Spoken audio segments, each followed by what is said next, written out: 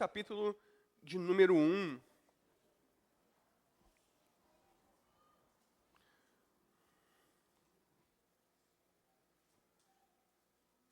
Semana passada nós conversamos a respeito do caminho do discipulado, quando Cristo nos convida a negar a nós mesmos, tomarmos a sua cruz e o seguirmos. E nós falamos do que isso significa, quais os custos disso e que nós somos chamados a isso. Acontece que muitos de nós não olhamos para Cristo e o seguimos. Muitos de nós somos mais parecidos com Jonas e como ele age quando ele ouve o chamado de Deus à sua vida, do que com pessoas que prontamente se dispõem e dizem: eis-me aqui, envia-me a mim, seja feita a tua vontade. Então nessa manhã nós iremos conversar a respeito de Jonas, das suas escolhas e das consequências das suas escolhas. E eu espero que nós possamos aprender com Jonas nessa manhã a vontade de Deus para nós e como podemos viver para Deus. Jonas capítulo 1, leremos os versículos de número 1 a 15. Assim diz a palavra de Deus.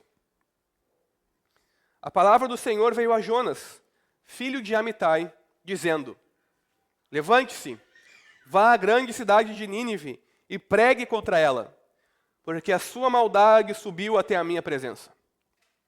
Jonas se levantou, mas para fugir da presença do Senhor, para Tarsis. Desceu a Jope e encontrou um navio que ia para Tarsis.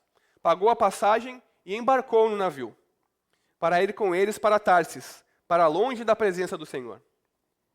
Mas o Senhor lançou sobre o mar um forte vento, e levantou-se uma tempestade tão violenta, que parecia que o navio estava a ponto de se despedaçar. Então os marinheiros ficaram com medo, e clamavam cada um ao seu Deus. Lançaram no mar a carga que estava no navio, para que ele ficasse mais leve. Jonas, porém, havia descido ao porão do navio. Ali havia se deitado e dormia profundamente. O capitão do navio se aproximou de Jonas e lhe disse: o que está acontecendo com você? Agarrado no sono? Levante-se, invoque o seu Deus. Talvez assim esse Deus se lembre de nós, para que não pereçamos. Os marinheiros diziam uns aos outros: vamos lançar sortes para descobrir quem é o culpado desse mal que caiu sobre nós. Lançaram sortes, e a sorte caiu sobre Jonas. Então lhe disseram: agora nos diga, quem é o culpado por este mal que nos aconteceu? Qual é a sua ocupação? De onde você vem? Qual a sua terra? E de que povo você é? Jonas respondeu: eu sou hebreu e temo o Senhor, o Deus do céu, que fez o mar e a terra. Então os homens ficaram com muito medo e lhe perguntaram: o que é isso que você fez? Pois aqueles homens sabiam que Jonas estava fugindo da presença do Senhor, porque ele lhes havia contado. Então lhe perguntaram: o que devemos fazer com você para que o mar se acalme? Disseram isto porque o mar ia se tornando cada vez mais tempestuoso. Jonas respondeu: peguem-me e me lancem no mar. Então o mar ficará calmo. Porque eu sei que por minha causa esta grande tempestade caiu sobre vocês. Em vez disso, os homens remavam, esforçando-se por alcançar a terra, mas não podiam, porque o mar ia se tornando cada vez mais tempestuoso contra eles. Então clamaram ao Senhor e disseram: ah, Senhor, rogamos-te que não nos deixes perecer por causa da vida deste homem, e não faças cair sobre nós este sangue inocente, porque tu, Senhor, fizeste o que foi do teu agrado. Em seguida, os marinheiros pegaram Jonas e o lançaram no mar. E a fúria do mar se acalmou. Até aí, irmãos.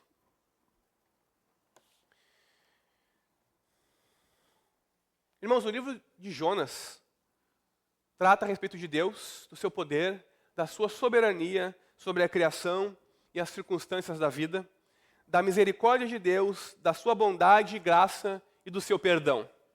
O livro de Jonas não é sobre um grande peixe, mencionado apenas 4 vezes, ou sobre uma grande cidade, Nínive, mencionada 8 vezes, nem mesmo sobre um profeta desobediente, Jonas, mencionado 18 vezes. O livro de Jonas é sobre Deus, sobre a sua graça, misericórdia e compaixão. Em comparação com essas menções, Deus é mencionado 36 vezes nos 4 curtos capítulos do livro de Jonas. Sem Deus, a história de Jonas não faz sentido. E isso é proposital, porque o livro de Jonas quer nos ensinar que a nossa história também, sem Deus, não faz sentido. Irmãos, Jonas era um profeta que era conhecido em Israel, porque ele havia profetizado no Reino do Norte a respeito da expansão geográfica da nação, durante o reinado do rei chamado Jeroboão II. Ele era um profeta estabelecido e reconhecido em Israel. Por meio de Jonas, vinha a palavra de Deus. No entanto, em uma das suas visões, Jonas ouviu algo que não estava disposto a ouvir, e muito menos a obedecer. Ele foi chamado para pregar, não para o seu povo, mas para ir até Nínive, uma cidade da Assíria, pregar sobre o juízo de Deus. Acontece, irmãos, que conforme o texto de 2 Reis, capítulo 14 e versículo 25, nós aprendemos que, ao contrário de profetas que eram contemporâneos de Jonas, Amós e Oséias, por exemplo, os quais criticavam o reino e o rei por causa da política militar daquele rei e de não confiar no Senhor, Jonas, pelo contrário, profetizava a favor do rei e era favorável à política do rei Jeroboão II. Então, os leitores originais de Jonas, eles deveriam se lembrar dele como alguém que era intensamente patriota e um nacionalista combativo. A minha nação em primeiro lugar. A minha nação é o povo escolhido de Deus, o melhor lugar do mundo. E nós iremos destruir os inimigos de Deus. Esse era Jonas. Como profeta e como homem. Acontece que a palavra de Deus vira a Jonas, dizendo: levante-se, vá à grande cidade de Nínive e pregue contra ela. Como nós lemos no versículo 2, era algo impressionante sobre vários aspectos. Em primeiro lugar, era chocante, por ser um chamado para pregar ou profetizar para uma nação diferente do povo escolhido de Deus. Até então, todos os profetas levantados por Deus, todos os profetas que nós lemos nas Escrituras, e outros mais, eles proclamavam a palavra de Deus para o povo de Deus, os chamando ao arrependimento e a se consertar com Deus. Então, o chamado de Jonas para ir até a outra nação era algo extremamente estarrecedor e chocante para as pessoas daquela época, inclusive para o profeta. Porque mesmo embora outros profetas tenham proferido oráculos contra outras nações, eles permaneceram em Israel, eles permaneceram no reino e proclamavam aquelas nações breves oráculos. Mas nenhum desses profetas foi enviado a outra nação. A missão de Jonas era algo sem precedentes. Ainda mais chocante era o fato de que o Deus de Israel, o Senhor, Criador dos céus, da terra, do mar e tudo o que neles há, quisesse alertar Nínive, capital do Império Assírio, a mais importante cidade do Império Assírio, da destruição iminente que Deus traria sobre aquela cidade. Irmãos, a Assíria era um império internacional que estava despontando naquela época, quando o profeta Jonas era vivo e profetizada. A Síria seria a próxima potência mundial e era conhecida pela sua violência militar contra os outros povos, sendo um dos impérios mais cruéis e violentos do mundo antigo. A crueldade dos assírios era tanta que, depois de capturar os seus inimigos, quando eles destruíam uma nação, uma cidade, eles normalmente cortavam as pernas e um dos braços dos cativos, deixando o outro braço apenas para cumprimentá-los de forma a escarnecer deles e zombar deles enquanto eles morriam na frente dos seus parentes e amigos. Eles também forçavam os familiares das vítimas a desfilar carregando a cabeça dos mortos, dos seus entes queridos, espetadas no alto de grandes estacas de madeira, e a desfilar na cidade, demonstrando a todos o poder do Império Assírio. Eles também arrancavam a língua dos prisioneiros para que eles não falassem mais a sua língua. Esfolavam pessoas vivas e colocavam as suas peles nos muros da cidade como um alerta a todos os que ousavam desafiá-los. Eles queimavam adolescentes vivos, escravizavam e violentavam os sobreviventes. Enfim, o Império Assírio era o pior tipo de gente para se ter como inimigo. Mas apesar disso tudo, apesar de tamanha maldade e crueldade, a nação foi alvo da obra missionária de Deus. O chamado que Jonas recebeu era para ir à principal cidade do império mais perverso da época, para anunciar o juízo de Deus contra os seus habitantes. Embora Deus tivesse dito a Jonas para pregar contra a cidade, por causa da iniquidade da cidade, da maldade do seu povo, Jonas percebeu que não havia razão para Deus lhes enviar um aviso, a não ser que houvesse uma chance de evitarem o juízo. A pergunta é, por que Deus iria querer dar uma chance a uma nação tão terrível como a Assíria de experimentar a sua misericórdia, a sua graça, o seu amor? Por que Deus iria querer ajudar os inimigos do seu próprio povo? Para Jonas, nada relacionado a essa missão fazia o menor sentido. Parecia até uma trama maligna. Como Deus poderia pedir a alguém que traísse os interesses da sua nação dessa maneira? Como Deus poderia pedir a um profeta que proclamasse juízo contra uma cidade para que eles possam se arrepender e Deus não trazer o castigo que eles tanto merecem? Na mente de Jonas, isso pareceu uma trama maligna. Mas o que realmente importa é que Deus decide chamar um profeta para avisar a cidade de Nínive de que ele traria juízo contra ela, caso não se arrependessem e se desviassem do mal que praticavam. Mesmo que os seus habitantes não conhecessem, não servissem ao Deus verdadeiro. Irmãos, isso mostra que Deus se importa com as pessoas, com todo tipo de gente, comigo e com você. Ele vê as guerras e as atrocidades que ocorrem hoje, as injustiças e os sofrimentos que as pessoas enfrentam hoje, da mesma forma que ele via no mundo antigo. E da mesma forma que Deus agia no Antigo Testamento e no Novo Testamento, como nós lemos na nossa Bíblia, Deus também não está inerte hoje. Mesmo em meio à tragédia que nós enfrentamos aqui no nosso estado das cheias, mesmo em meio aos problemas da sua vida hoje, que parecem não ter solução, eu e você podemos confiar que Deus sabe o que está acontecendo, que Ele não está inerte, que Ele está agindo e que no tempo dEle, a maneira dEle, de acordo com a vontade dEle, Ele trará livramento para você e será glorificado na sua vida. Contudo, Jonas não pensou dessa forma. Ele fez o que eu e você provavelmente faríamos se tivéssemos recebido a missão que ele recebeu. Jonas decidiu fugir, dar no pé, ir para o mais longe possível da presença do Senhor. Irmãos, é muito estranho que Jonas tenha imaginado que seria capaz de fugir da presença de Deus. Mas foi exatamente isso o que ele decidiu fazer. Em uma paródia deliberada do chamado que Deus fizera a Jonas. Lembre-se, Deus disse a Jonas, levante-se, vá à grande cidade de Nínive. O que Deus faz?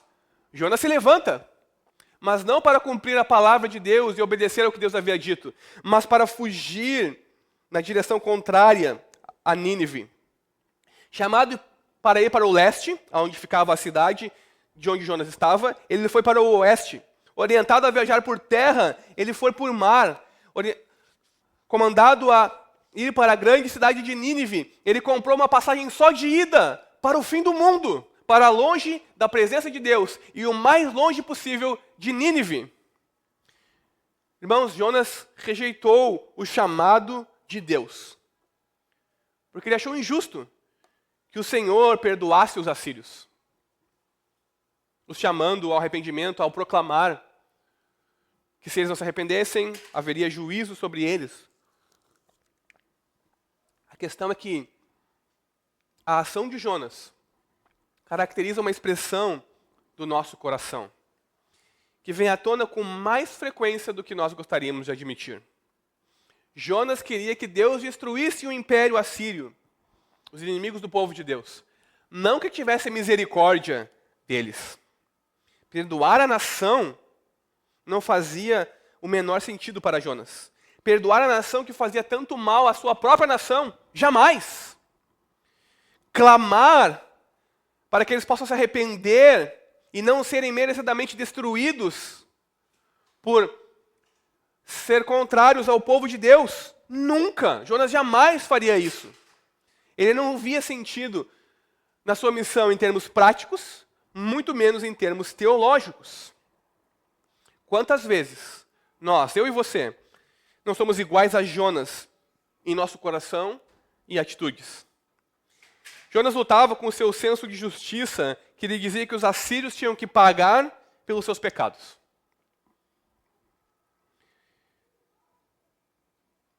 Justiça para os meus inimigos e misericórdia para mim e para os meus amigos, era o pensamento de Jonas. E nós também lutamos constantemente com o nosso senso de justiça própria. Nós achamos injusto que os nossos inimigos, depois de nos fazerem mal, nos perseguirem, zombarem de nós, nos caluniarem, inventarem toda a sorte de acusações contra nós, sejam eles também alvos da misericórdia e do perdão de Deus. Deus pode salvar quem Ele quiser, porque Ele é soberano, Ele é o Senhor, contanto que seja quem eu quero que seja salvo. Esse é um tipo de pensamento que nós temos e que nós não verbalizamos. Esse sentimento está às vezes presente no nosso coração. Porque nós achamos que determinada pessoa, fulano, ciclano ou beltrano, por nos ter magoado ou ferido, não merece o perdão de Deus ou uma segunda chance. Pensamos que seria injusto se essa pessoa fosse abençoada ou perdoada. Irmãos, Jonas tinha problemas com a missão que ele recebeu por causa desse tipo de mentalidade, por causa dos problemas do coração de Jonas. Contanto, Jonas tinha um problema ainda maior com o Deus que lhe dera a missão de ir pregar a Nínive. Ao pensar dessa forma, Jonas estava duvidando da bondade, da sabedoria e da justiça de Deus. Irmãos, nós também já passamos por isso, de duvidar da bondade, da justiça e da sabedoria de Deus. Seja quando nós somos surpreendidos por um exame médico com os resultados que nós não esperávamos. Ou quando somos traídos por quem mais amamos. Ou quando ficamos desempregados e tememos jamais encontrar um emprego novamente. Ou quando ainda o nosso relacionamento aparentemente perfeito se esgota e termina de forma triste. Em meio a essas e outras tantas circunstâncias nós pensamos, se Deus existisse, se Deus de fato existe, Ele não sabe o que Ele está fazendo. Esse negócio de seguir a Deus, de ir à igreja, de andar no caminho do discipulado, não pode estar certo. Deus só pode estar de brincadeira comigo. Em meio a circunstâncias adversas da nossa vida, que parecem não fazer muito sentido, nós temos que decidir. E é aqui que a fé entra em ação. Nós temos que decidir, quem sabe de fato o que é melhor para nós? Deus ou nós mesmos?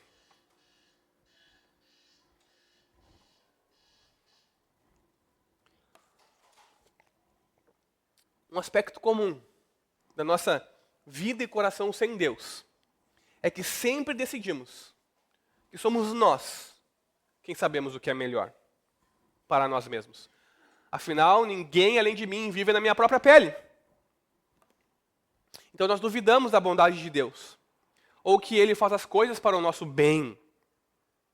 Logo, se nós não conseguimos ver nenhuma boa razão para o que Deus supostamente está fazendo na nossa vida, para as circunstâncias da nossa vida, nós presumimos o quê? Que não deve haver nenhuma boa razão. Não importa o que a palavra de Deus nos diga, ou o que Deus faça na nossa vida. E quando nós não vemos nenhuma boa razão para o que Deus diz ou faz, nós imitamos Jonas. E nós fugimos da presença de Deus. e buscamos viver segundo a nossa própria vontade e de acordo com o nosso próprio coração.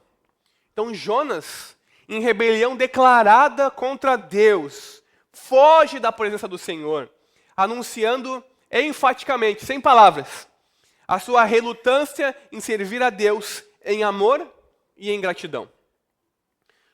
E Jonas nos mostra aqui duas estratégias que diferentes pessoas usam para fugir de Deus. Estratégias que podemos encontrar nos capítulos 1 a 3 de Romanos, quando Paulo fala e escreve os capítulos 1 a 3 de Romanos. Primeiro, em Romanos 1, 29, Paulo fala daqueles que, cheios de todo tipo de injustiça, perversidade, avareza e maldade, rejeitam abertamente a Deus. Essa é uma forma de fugir de Deus. As pessoas são más, seus corações estão cheios de ira, avareza, maldade, perversidade e injustiça. Eles abertamente fogem de Deus e rejeitam a Deus. Mas no capítulo 2, Paulo fala daqueles que procuram seguir a Bíblia, que dizem que confiam na lei e se gloriam em Deus, que conhecem a vontade de Deus e aprovam as coisas excelentes da palavra de Deus, sendo instruídos na palavra de Deus. Esses também fogem de Deus. O que Paulo faz aqui é demonstrar que tanto ímpios quanto aqueles que se dizem cristãos ou filhos e filhas de Deus fogem de Deus. Porque Paulo nos diz no capítulo 3 que não há um justo, nenhum sequer, não há quem entenda, não há quem busque a Deus. Todos se desviaram. O que nós temos que entender aqui é que um grupo está diligentemente tentando obedecer a Deus e seguir a sua lei. O outro está conscientemente ignorando a Deus e fugindo de Deus. No entanto, Paulo nos diz, ambos se desviaram. Os dois grupos de pessoas estão de maneiras diferentes tentando fugir de Deus. Irmãos, todos nós sabemos a nossa capacidade de fugir de Deus caindo em pecado e nos tornando imorais e religiosos. Abertamente odiando a Deus, todas as coisas que dizem respeito a Deus. Mas Paulo também nos mostra que também é possível evitar a Deus e fugir da sua presença, tornando-se uma pessoa aparentemente muito religiosa e virtuosa. Nós temos de um lado os pagãos, os ímpios, aqueles que abertamente odeiam a Deus, e do outro lado pessoas que se dizem de Deus, mas que são apenas aparentemente religiosos e virtuosos. Ou seja, ou nós tentamos escapar do controle amoroso de Deus, rejeitando todos os seus valores e mandamentos e vivendo como desejamos, ou nós procuramos obedecer Deus a todo custo. Mas quando Deus faz algo de que não gostamos, como Jonas, quando ele fez com Jonas, nós explodimos de raiva. Nós dizemos que não, Deus não é sábio, isso está errado, não pode estar certo, eu vou fazer as coisas segundo a minha vontade. Demonstrando que, na verdade, nós não amamos a Deus. Porque exatamente como o irmão mais velho da parábola do filho pródigo, nós procuramos obedecer a Deus em tudo, nos esforçamos arduamente, tentamos ser religiosos e cumprir aquilo que nós esperamos que Deus quer de nós. Não por amor, não por gratidão à morte sacrificial de Cristo, mas apenas como um meio de colocar o Pai em dívida e obter controle sobre ele. Para que o Pai tenha que fazer exatamente o que eu e você pedimos. Irmãos, esses são dois modos de fugir de Deus, que partem da mentira de que nós não podemos confiar totalmente em Deus, que partem da mentira de que Deus não está comprometido com o nosso bem. Nós não confiamos plenamente na bondade e na provisão de Deus, porque nós acreditamos que temos que fazer certas coisas e cumprir certas regras para que Ele nos dê o que precisamos. Facilmente nós nos esquecemos da palavra de Deus que diz que todas as promessas de Deus têm nele, em Jesus, o sim.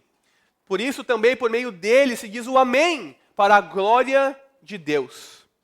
E nos esquecemos então que nós não precisamos comprar o favor de Deus, como se isso fosse algo possível. Irmãos, acontece que mesmo quando caímos em pecado, nós procuramos cumprir os mandamentos de Deus para termos a sua bênção, como se fosse possível controlar a Deus. Nós obedecemos a Deus apenas externamente, e não fazemos isso por Ele, mas por nós mesmos. Isso é pecado e evidencia um distanciamento interior do nosso coração de Deus, que com o tempo se tornará uma rejeição externa e óbvia. Nós ficamos furiosos com Deus quando Ele não faz as coisas segundo a nossa vontade e nos afastamos de Deus. Queremos estar no controle das situações e que as coisas aconteçam exatamente como planejamos. Que a minha carreira, que os meus relacionamentos, que a minha vida aconteça exatamente como eu desejo. Nós queremos ser os mestres do nosso próprio destino. E com isso nós deixamos de confiar em Deus. Exatamente como Adão e Eva no jardim. Irmãos, Jonas é o exemplo típico dessas duas maneiras de fugir de Deus. Nos 2 primeiros capítulos, Jonas desobedece e foge de Deus. Abertamente ele desobedece a Deus e foge de Deus. Contudo, ele se arrepende e clama a Deus. Então ele se conserta com Deus. E nos 2 últimos capítulos, Jonas obedece ao mandamento de Deus. Ele vai para Nínive e prega contra aquela nação. Mas em ambos os casos, ele está tentando desesperadamente obter o controle. Porque quando Deus aceita o arrependimento dos ninivitas, Jonas explode em irritação contra Deus e demonstra todo o que estava no seu coração. Ele se irrita por causa da manifestação da graça e da misericórdia de Deus para com os pecadores daquela cidade. Deus não estava fazendo o que Jonas queria. Então, Jonas se irrita. O problema de Jonas, como o nosso, é tanto teológico quanto do coração. Eu e você temos a tendência de deixarmos de nos ver como alguém que vive inteiramente pela misericórdia de Deus. Eu e você deixamos de enxergar nosso próprio pecado e nos consideramos especiais. Exatamente como os fariseus no tempo de Jesus. Os outros é que são ruins. Os outros é que são perversos. Nós somos especiais. E dessa forma nós nunca entenderemos ou conseguimos entender como Deus pode ser misericordioso com pessoas que nos ferem e nos fazem mal. Como se nós não tivéssemos ferido e feito mal a outras pessoas também. Frequentemente nós queremos que Deus abençoe apenas as pessoas de quem nós gostamos. Mas esse não é Deus. A compaixão de Deus vai além dos limites das nossas preferências pessoais. Assim nós lutamos teologicamente contra os atributos da justiça e da misericórdia de Deus. Nós queremos que Deus seja justo para conosco e misericordioso para conosco. E para com os nossos inimigos, apenas ira e condenação.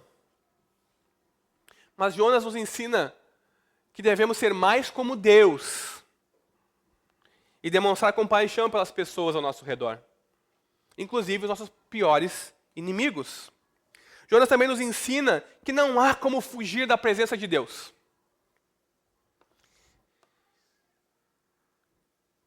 Somos ensinados também por Jonas que não devemos jamais ceder à tentação de fugir da presença de Deus. Porque não há como fugir de Deus. Não devemos ceder à tentação da irracionalidade, da desobediência, do pecado. Pelo contrário, precisamos confiar em Deus de todo o coração. Eu e você somos chamados a confiar em Deus de todo o coração, mesmo em meio a situações adversas da nossa vida. Ou quando eu e você não conseguimos ver boas razões para continuar confiando, para continuar amando e para continuar obedecendo. Eu e você somos chamados a não viver como Jonas. Somos chamados a não fazer como Adão e Eva no jardim, que não viram um bom motivo para não comer do fruto proibido. Não viram um bom motivo para obedecer à ordem de Deus. Então o que eles fazem? Eles acham que não deve haver nenhum bom motivo e vão lá e comem do fruto proibido. Eles não puderam confiar que Deus estava pensando no melhor para eles. Assim como Jonas, que não podia haver nenhum bom motivo para Deus enviá-lo a Nínive pregar contra aquela cidade e lhes dar a chance de arrependimento. Quando sentimentos ou atitudes iguais aos de Jonas assolarem você, não fuja da presença de Deus. Em Cristo, nós temos um lugar aos pés da cruz e podemos, em oração, achar arrependimento. Se estivermos em meio a uma tempestade na nossa vida, que nós possamos descansar, não como Jonas, mas como Jesus no barco. Porque Deus está no controle e Ele faz sim todas as coisas cooperarem para o seu bem. Voltando a Jonas. Era óbvio que a tentativa praticamente racional de Jonas de fugir da presença de Deus não seria bem sucedida. O profeta não iria se livrar tão fácil assim de Deus. Jonas não era o senhor da sua própria vida, mas sim um servo, um profeta de Deus. Isso quer dizer que ele pertencia a Deus. Jonas até podia tentar fugir de Deus, mas Deus não o deixaria escapar. Deus começa a perseguir Jonas. Primeiro ele envia uma tempestade, que tem início logo depois que ele põe os seus pés no barco, no porto de Jope, para ir para o mais longe possível da presença de Deus. E em seguida, ele lança um forte vento sobre o mar. E com isso nós aprendemos uma lição aqui. Deus quer nos ensinar que através da desobediência de Jonas, e através de todo ato de desobediência, há consequências, ou uma tempestade vinculada a si. Nós vemos no texto que os resultados da desobediência de Jonas são imediatos e dramáticos. Deus envia uma tempestade, envia um forte vento. Deus vai contra Jonas. A maneira súbita como a tempestade e o vento aparecem. A maneira súbita como a tempestade surge e a sua fúria, que nem mesmo marinheiros experientes conseguem contorná-la. São aspectos que até mesmo aqueles que estavam no barco com Jonas conseguem discernir como algo de origem sobrenatural. O pecado e a desobediência de Jonas trouxeram consequências rápidas. Consequências graves e rápidas. No entanto, na nossa vida, geralmente não é assim. As consequências do pecado, na minha e na sua vida, são mais parecidas como a reação física de alguém que recebe uma dose debilitante de radiação. Ou que toma um medicamento que tem fortes efeitos colaterais. A pessoa não sente a dor de imediato, nem os efeitos colaterais, logo após a sessão de quimioterapia ou de radiação, ou quando ela toma um medicamento. Somente mais tarde, essa pessoa apresentará sintomas. Mas aí já será tarde demais, não há o que fazer. As consequências do pecado em nossa vida são geralmente assim. Quando não há mais o que fazer, nós percebemos que estamos encurralados pelo pecado. É claro, irmãos, que quando eu digo que todo ato de desobediência traz uma tempestade vinculada a si, eu não quero dizer que todo problema, dificuldade ou sofrimento na nossa vida é a punição por um pecado específico. Esse não é Deus. Esse não é o Deus da Escritura. A Bíblia não diz que toda dificuldade que eu e você enfrentamos é consequência do pecado em nossa vida. Mas, em contrapartida, a Bíblia ensina que todo pecado nos trará dificuldades. Nós não podemos tratar o nosso corpo com pouco caso e ainda assim esperar ter saúde e viver uma longa vida. Nós não podemos tratar as pessoas como objetos, ou como se nós fôssemos superiores a elas, e ainda assim esperar termos amigos, pessoas próximas em quem podemos confiar. Porque o pecado gera tensões na estrutura da nossa vida, que sempre terminam em colapso. Quando nós não mais temos controle, tudo desaba. Porque o pecado ele é um ato suicida da vontade, contra si própria. É como tomar uma droga viciante. No começo pode até ser maravilhoso, mas fica cada vez mais difícil se livrar dela e cada vez mais difícil alcançar aquela sensação das primeiras doses. A semelhança das drogas, o pecado sempre endurece a nossa consciência. E vai consumindo a nós lentamente por dentro. Pensamentos como: eu mereço ser feliz, então não importa o que eu fizer. Apenas mais uma mentira. E eu vou obter o que eu sempre desejei. E eu vou ser feliz. Ninguém vai dar falta dessa quantia aqui. Ninguém vai descobrir. E inúmeros outros pensamentos que eu e você usamos para nos justificar. Contudo, há consequências. A Bíblia fala diversas vezes sobre o fato de Deus punir o pecado, a desobediência. Mas também fala diversas outras vezes do próprio pecado nos punindo. Porque as duas coisas são verdadeiras ao mesmo tempo. A última dose pode trazer felicidade, mas é a mesma que pode matar. Um ato ilícito aqui pode nos trazer benefícios, mas é o mesmo que pode nos condenar a uma vida de prisão. Então as duas coisas são verdadeiras. Deus pune o pecado, mas também viver em pecado e ser dominado pelo pecado também é punição. Assim como alguém que depende de uma dose de uma droga para ser feliz. Então todo pecado tem uma tempestade vinculada a si mesmo. E essa é uma metáfora poderosa. Porque mesmo em uma sociedade tecnologicamente avançada como a nossa, nós somos apenas capazes de prever o tempo, jamais de controlá-lo. Nós não podemos subornar uma tempestade, nós não podemos contorná-la, nós não podemos levá-la para outro lugar e evitar alagamentos e enchentes e desastres. Da mesma forma, nós não podemos escapar da ira de Deus se vivermos em constante e desenfreado pecado. Então, para Jonas, a tempestade literal foi consequência do seu pecado. Mas havia mais gente na embarcação com Jonas. E os marinheiros também foram pegos pela tempestade. Eles também estavam sofrendo por causa do pecado daquele homem, de Jonas.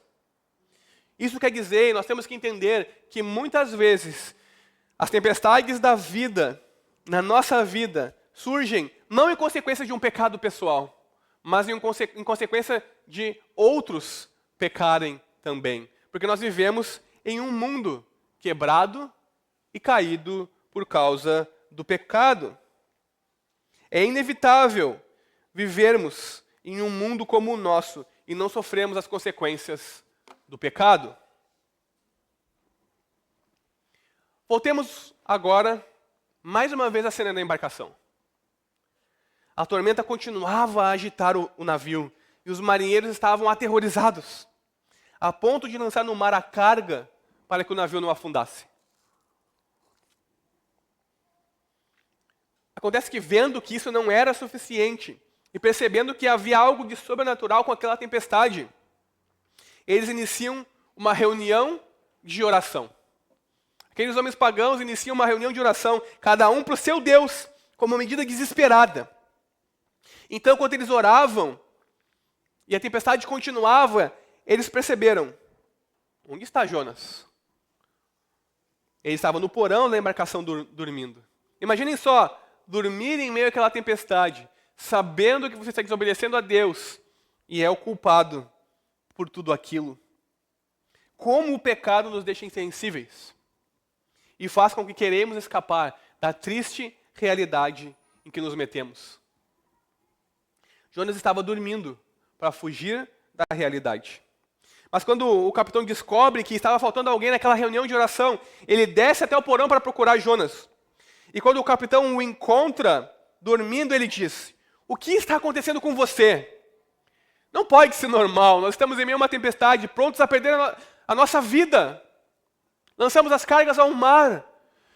E você aqui dormindo, agarrado no sono. Levante-se, homem, invoque o seu Deus. Quem sabe ele tem misericórdia de nós e nós sejamos salvos. Sem saber, o capitão do navio disse as mesmas palavras que Deus usou ao chamar Jonas. Levante-se Invoque ao teu Deus. A cena é irônica. Deus havia enviado o seu profeta para direcionar os pagãos da cidade de Nínive a se arrependerem e a crerem nele para não serem destruídos. Mas no meio da fuga daquele que deveria proclamar a palavra de Deus, daquele que decidiu não falar as palavras que Deus ordenara, há um marinheiro que não conhece a Deus, em cuja boca estão as palavras do próprio Deus. Levanta-te. O profeta que deveria direcionar os incrédulos a Deus. Mas agora são os pagãos que estão direcionando Jonas a Deus novamente. Ironias que Deus usa para nos chamar para si, para nos trazer para si, para que possamos nos arrepender e voltarmos aos caminhos dele. Mas a história continua, e os marinheiros continuam a agir de maneira louvável. Eles discernem que há pecado humano e uma mão divina por trás da tempestade. Então eles lançam sortes para descobrir qual passageiro havia provocado a ira de Deus. Sem surpresa para ninguém, a sorte caiu sobre Jonas. E essa é apenas mais uma demonstração da soberania e do controle de Deus sobre os acontecimentos. Deus enviou a tempestade. Deus enviou o forte vento. Deus estava no controle. E Deus havia ordenado Jonas, e ele queria que Jonas cumprisse a sua palavra. E os marinheiros, então, ao cair a sorte sobre Jonas, começam a perguntar a Jonas, essencialmente, 3 coisas. Qual era o seu propósito? De onde ele era? E a qual povo ele pertencia? O objetivo dos marinheiros era compreender o Deus que ficara irado, para que pudessem decidir o que deveriam fazer para se livrarem. Irmãos, embora a questão da raça apareça por último na lista dos marinheiros, Jonas a responde em primeiro lugar. Eu sou hebreu. São as primeiras coisas que ele diz. Vemos com isso que o povo ao qual Jonas pertencia era mais fundamental para a sua autoimagem do que a sua fé. Lembre-se, ele era um nacionalista combativo. Ele era um patriota de primeira linha.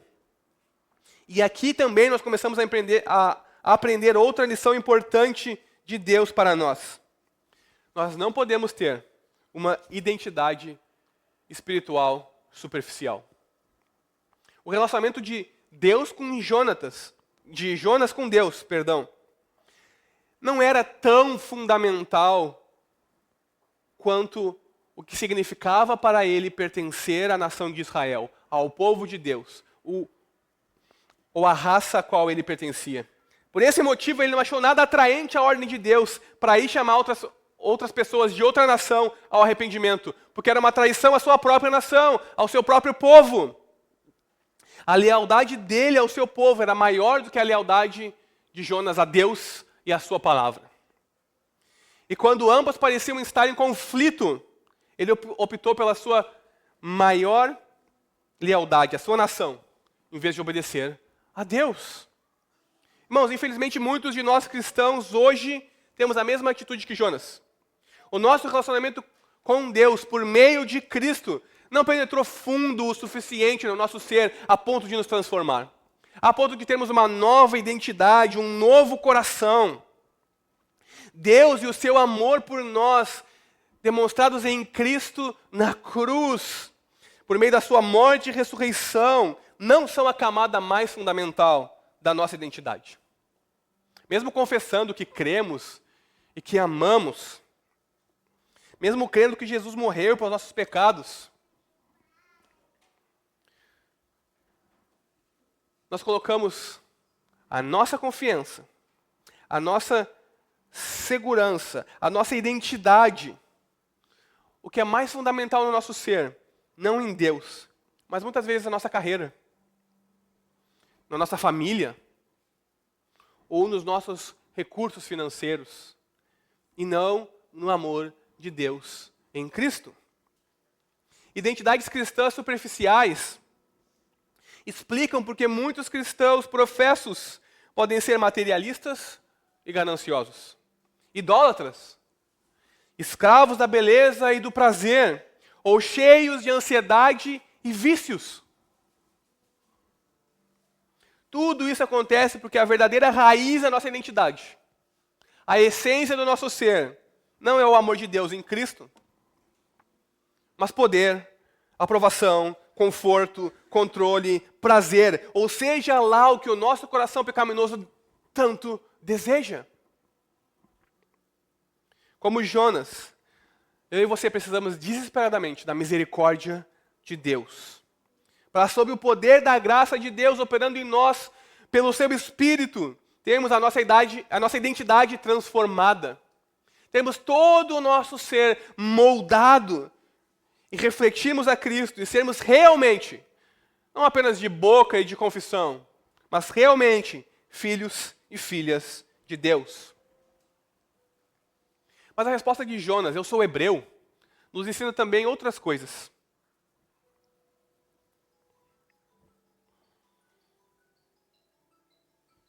E quando Jonas confessa quem ele é, e quando Jonas propõe o que se façam com ele, me lancem ao mar, então vocês serão salvos. Nós aprendemos que o padrão mais verdadeiro de amor é sacrificial. Jonas era um homem crente, temente a Deus. Quando ele é flagrado, finalmente cai em si e percebe que a sua atitude colocou em risco a vida de outras pessoas, coisa que ele jamais tinha planejado. Ele assume a responsabilidade para si. Ele começa a se responsabilizar pela situação, não porque estivesse olhando para Deus, mas porque ele estava olhando para as pessoas. E quando Jonas diz para os marinheiros o lançarem no mar, ele está dizendo algo como: vocês estão morrendo por mim, mas sou eu quem deveria estar morrendo por vocês. É comigo com quem Deus está irado. Joguem-me ao mar. Irmão, Jonas estava disposto a sacrificar a si mesmo para salvar aqueles marinheiros que ele nem conhecia. Nós aprendemos com ele aqui que o padrão mais elevado e o padrão verdadeiro do amor é sacrificial. O verdadeiro amor atende às necessidades do ser amado. Não importa o custo que isso tenha para nós. E esse é o padrão do amor de Deus. E é assim que Deus ama. Vemos isso claramente em Jesus. E o exemplo de Jonas, obviamente, aponta para Jesus. Não à toa, Jesus usou Jonas e a sua história 2 vezes no Novo Testamento, nos Evangelhos. Irmãos, no instante que Jonas afunda nas águas, a tempestade cessa, tão subitamente quanto uma luz é desligada quando apertamos o interruptor. O mar cessou sua fúria. A fúria da tempestade era uma expressão real e vívida da ira de Deus contra o profeta rebelde, a qual foi deixada de lado quando Jonas foi lançado ao mar. A tempestade e o vento eram uma expressão significativa da ira de Deus que Jonas estava enfrentando. Jonas foi lançado ao mar como sacrifício para aplacar a ira de Deus e salvar os marinheiros da morte certa. Isso certamente aponta para Jesus, que lidou com a ira de Deus sobre o pecado e o mal ao assumir o meu e o teu lugar e suportar a punição que eu e você merecemos. Ao contrário de Jonas, que estava sendo punido unicamente pela sua própria desobediência, Jesus leva sobre si a completa condenação divina, para que não pese mais nenhuma condenação sobre mim e sobre você. Se nós crermos nele, no eterno Filho de Deus. Jesus bebe todo o cálice da ira de Deus, para não sobrar uma gota sequer para mim e para você. Irmãos, o problema de Jonas era semelhante ao nosso. Uma convicção de que se nós nos submetemos completamente à vontade de Deus, andarmos no caminho do discipulado, tomarmos a nossa cruz e o seguirmos, Deus não vai se comprometer conosco. Ele não se comprometerá com o nosso bem e com a nossa felicidade. Eu e você temos esse medo e essa dúvida constante em nosso coração. Será que Deus realmente vai cuidar de mim? Será que Deus realmente cumprirá suas promessas se eu abrir mão de tantas e tantas coisas por Ele? Mas em Jesus, nós temos a prova definitiva de que essa crença profundamente enraizada em nós é uma mentira completa. Um Deus que amorosa e sacrificialmente nos substitui e sofre para que possamos ficar livres, é um Deus em quem nós podemos confiar completamente. Deus é um Deus de graça e misericórdia, é isso que nós aprendemos com Jonas. Nós aprendemos que Ele é soberano sobre todas as coisas e todas as circunstâncias, e que tem compaixão de nós, de mim e de você, mesmo quando nos atolamos no mais terrível dos pecados. Mesmo lá, Deus faz todas as coisas cooperarem para o nosso bem. Ele é favorável a nós em Cristo Jesus. Obviamente, isso não significa que os nossos pecados não terão consequências, mas que Deus usa todas as coisas, até mesmo o nosso pecado, para nos aproximar ainda mais, com mais fé dEle, para nos aproximar com mais confiança dEle e nos transformar à imagem e semelhança do Seu Filho, à medida que andamos no caminho do discipulado. E o único requisito para nos aproximarmos de Deus com confiança, certo de que seremos recebidos, é a fé no Filho de Deus, que se amou, que nos amou e a si mesmo se entregou por nós. Por isso nós podemos confiar. Por isso eu e você podemos confiar profundamente no amor de Deus. Porque em Jesus nós temos o maior exemplo de amor sacrificial. Irmãos, que nós possamos ser atraídos pelo amor de Cristo, que flui da cruz. Que nós possamos nos desvencilhar dos nossos medos e dos grilhões dos pecados que nos acorrentam, que nos aprisionam, certos de que se corrermos para Deus em Cristo, Ele nos ama, faz todas as coisas cooperarem para o nosso bem e nos recebe em Sua presença. Que Deus nos ajude a aplicarmos isso na nossa vida. Deus é bom, amoroso, faz todas as coisas cooperarem para o nosso bem. Amém? Vamos orar? Vamos colocar de pé, vamos orar.